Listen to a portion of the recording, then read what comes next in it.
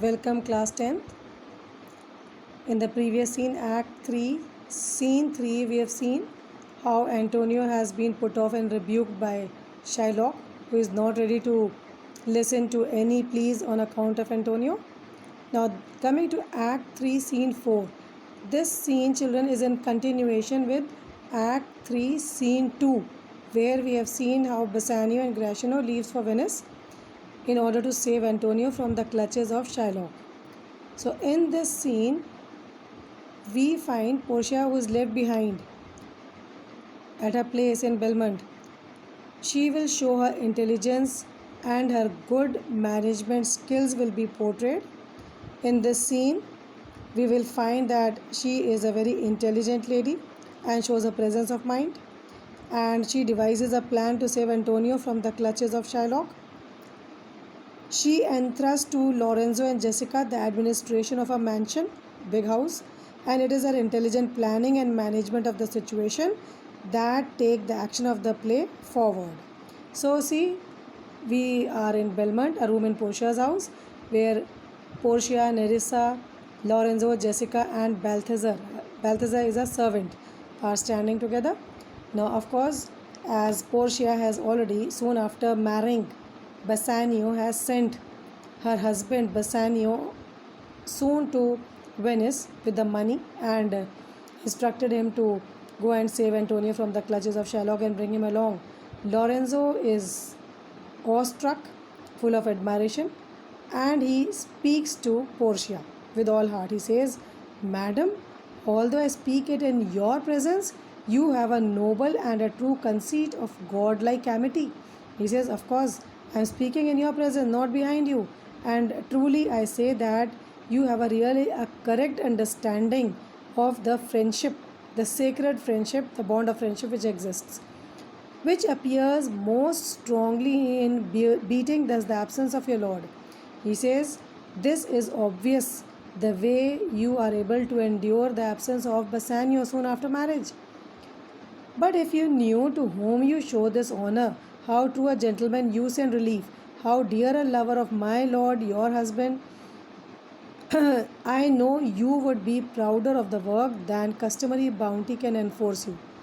But then he tells Portia that, "Portia, if only you knew, madam, only if you knew Antonio, how great a gentleman he is, and this man too, for whom you have sent this help, and he is such a dear lover of your lord, my lord, your husband," means Bassanio, that how much he loves Bassanio, then only if you knew, lady, then you would be even more proud of this work which you have done of showing relief than is customary bounty, because of course you might be used to be generous, showing generosity of your spirit, but only if you knew to for whom you have sent so much of help, you would be even prouder of the work you have done. Now Portia's humble nature comes here. She says, "I never did repent for doing good, nor shall not now." She says, "I had never repented in the past also of doing any good to others, and even now I am not going to repent. For in companions that do converse and waste the time together, whose souls do bear an equal yoke of love, there must needs be a like proportion of lineaments of manners and of spirit." She says, because in companions, people who keep company with each other, friends who keep company with each other, who converse with each other, who speak to each other and waste the time together, who spend time together, whose souls do bear an equal yoke of love, just like a pair of oxen is bound with the help of a yoke. In the same way, two friends who are very dear friends to each other, who are very close, they are also bound by the same bond of love. So she means to say, Bassanio and Antonio must be true lovers of each other, true friends for each other. That is why they are bound to each other so much. Then there must be needs a like proportion of lineament. She says it is necessary that two friends who love each other so much and spend time with each other the whole time, that means they have an equal amount, they are similar in their features, in their mind, in their behavior, and in their disposition, which makes me think that this Antonio, being the bosom lover of my Lord, must needs be like my Lord. He says, that is why I can think very well. I can imagine that this Antonio, this friend Antonio, whom you are talking about, because he is a bosom lover, he is a very close friend of my Lord Bassanio, he should be like Bassanio only. If it be so, how little is the cost I have bestowed in purchasing the semblance of my soul from out the state of hellish cruelty. She says, and if this is the condition, if this is the case, then of course, how little the cost, the money which I have given, it is so less which I have spent on Bassanio. Purchasing me, here she means to say that in having the trust of my husband, in order to bring Antonio back, the semblance of my soul, likeness, because this Antonio should also be like me. Why? Because Bassanio is like me, and because Bassanio is like me, Bassanio is also like Antonio, so Antonio also should be like me, from out the state of hellish cruelty.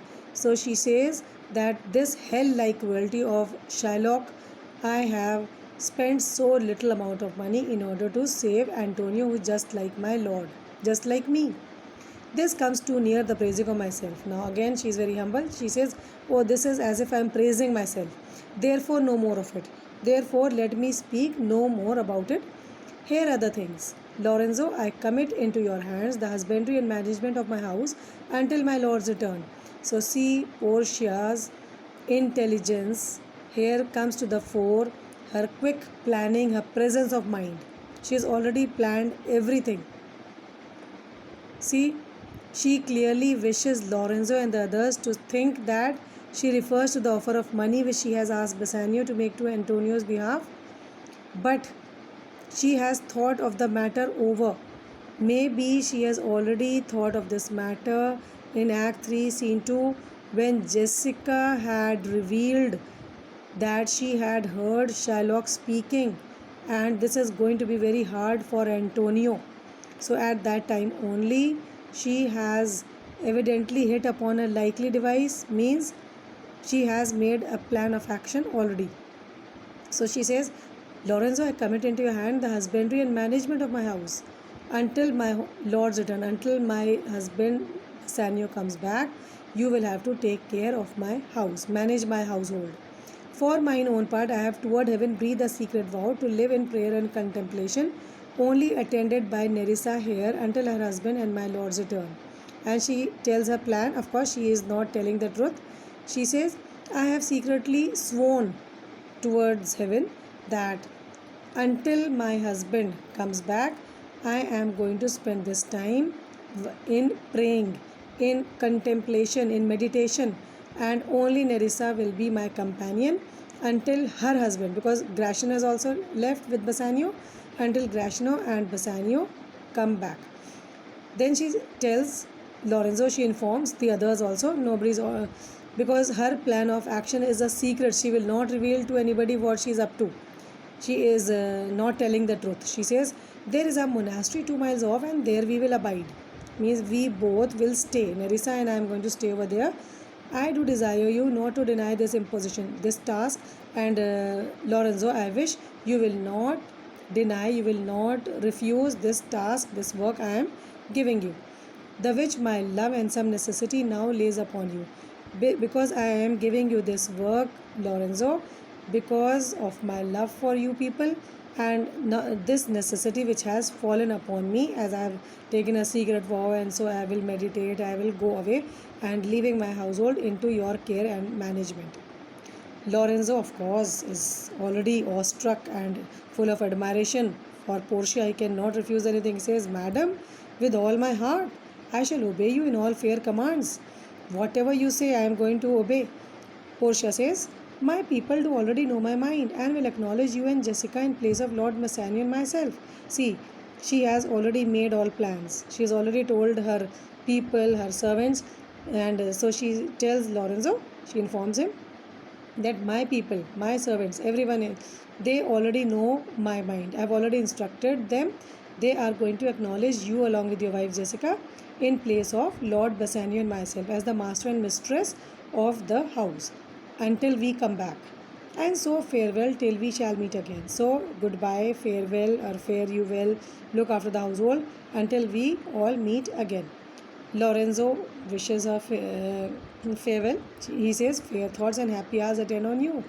He wishes her that may you have happy time with you wherever you go. So Portia is all ready to leave. Jessica, who is also standing over there, she is also awestruck and she is also full of admiration. She says, I wish your ladyship all hearts content. Means the fulfillment of whatever your heart desires. Portia is in a hurry and she says, I thank you for your wish and am well pleased to wish it back on you. Fare you well, Jessica. So she says that, okay, farewell, Jessica. I wish the same for you and till we meet again. Jessica and Lorenzo exit and now she is left with Balthazar and Nerissa. Rest in my next video. Revise till here, children, and keep on doing the assignments, that is the extracts in your workbooks. Goodbye.